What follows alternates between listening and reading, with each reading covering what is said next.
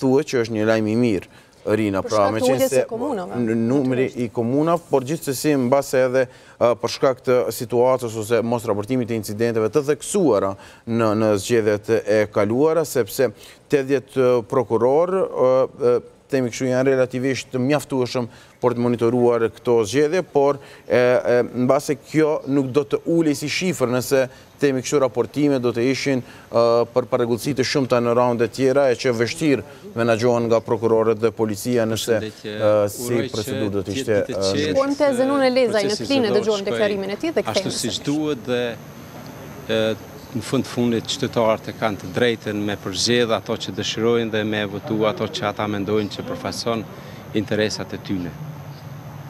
Kjo është gjithçka që unë dëshiroj. Domethënë me ka një ditë të qetë dhe në fund ditës le të festojaj që kam shtetin qytetare të Klinës.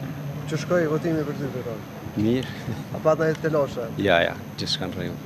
Po me aq sa keni marrë vesh deri tash, a ka pas ndonjë telashe në përgjithësi në qytetin e Klinës?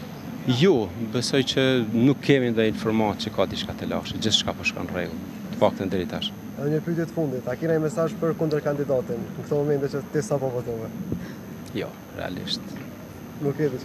Qytetarët e Klinës të votojnë qetë. Edhe të jetë një proces i qetë. Kjo është mesazhi im për gjithë qytetarët e komunës Klinës. Faleminderit për gjithë.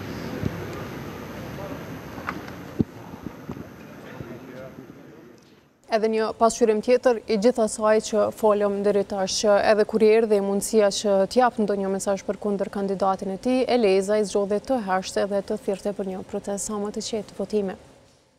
Dhe nuk i dinë